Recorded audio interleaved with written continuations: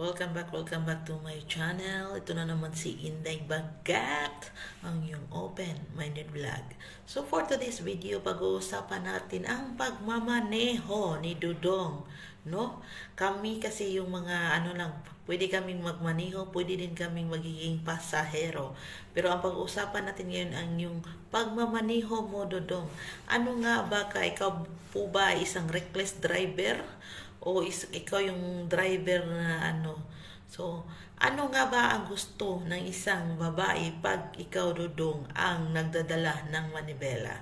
So, mga ganyan lang ang sasabihin ko, ha. Kayo na ang kasi mahirap na ma-detect ni Lolo at maano na naman ma-strike ang ating YouTube. So, mahirap na po. So, kayo na po bahala umitindi sa mga wordings ko kasi napakahirap naman kung i-word by word ko talaga yung mga sasabihin ko. Tayo kasi bawal po, no? So, against the community guidelines. So, mag-follow the guidelines tayo para hindi tayo ma-restrict, no? So, ano nga ba yung mga gusto ng isang babae pag ikaw po, Dudong, ang nagmamaneho? Pag ikaw po, Dudong, ang nagdadala ng manibela? So, ito po yung sasagutin ko based on my experience, no? So, salamat pala sa mga nag-greet sa aking birthday last May 22. Matanda na ako. Tingnan nyo na wala na akong buhok. Pag nag-abroad kasi, nag-abroad talaga, no? Atras buhok, abante yung agtang. Tignan nyo, wala nang buhok. So, sobrang haggard si Inday kasi ang daming busy kami this week. So, pasensya na kung minsan lang ako nag-upload. Kung iba, hindi ko na-replyan sa aking page. I-ring ka bang? Sorry. Pero magre-reply din naman ako pag may oras na ako. So, message lang kayo doon at babasahin ko din yan, no? So, salamat sa inyo, sa mga nagsuporta palagi sa aking channel. Sana aabot pa tayo ng 100k subscribers. So, sana, no? 5,000 pa kasi ang subscriber ko. Manifesting for 100k subscriber. No? So, ito na nga, kung ikaw po ay maselan sa mga topic na ganito, huwag ka na pong manood dahil mahirap na po pag manood ka. Skip the video na lang po dahil hindi ito ang video na hinahanap mo at ito yung video na ayaw mo, no? So, kung ikaw po, Dudong, ang magmanibela, ano yung gusto ng babae pag ikaw na po yung nagdadala ng manibela? Pag hindi pa po oras ng putukan, pag hindi pa po oras ng sasabog ang isang babae, no?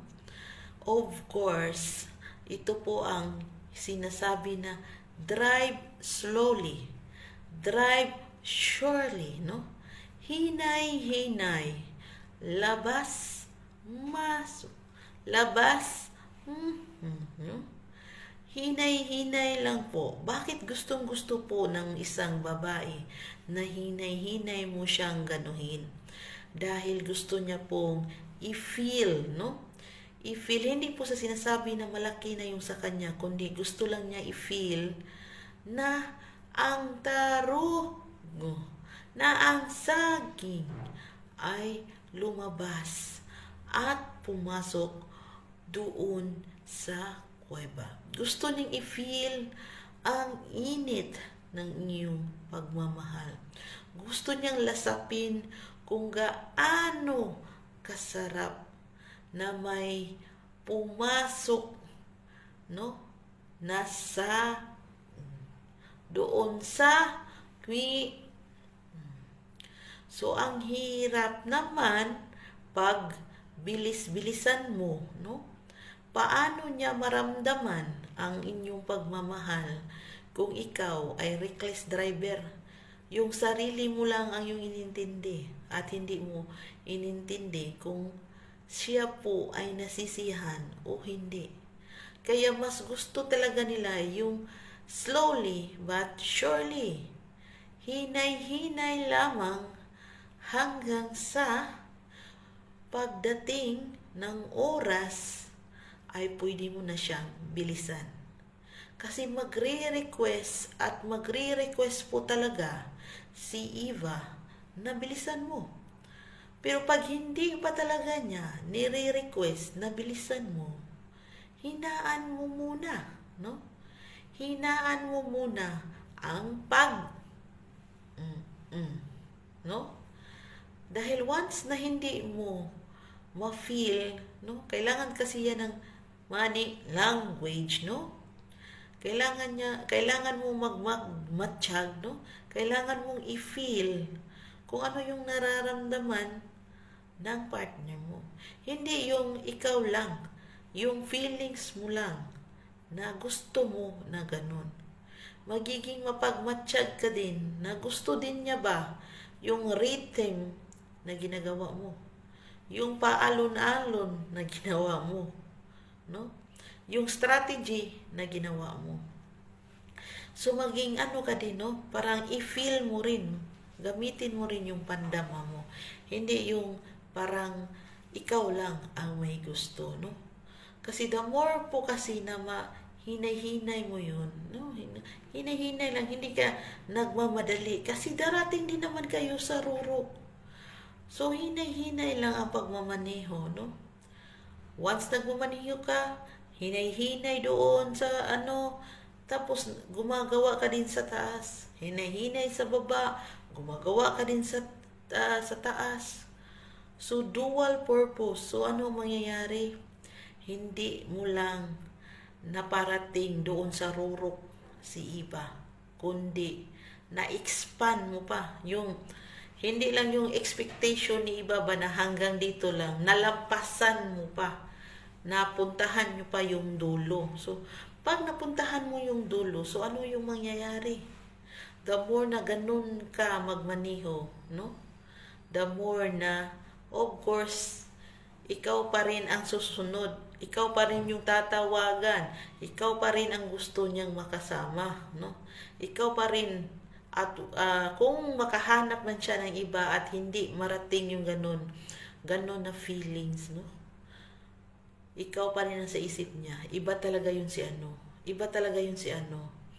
Mas maano pala talaga siya. So, hanapin ka pa rin. Pag ito yung ginagawa mo. Diba? Am I right or I am wrong, no?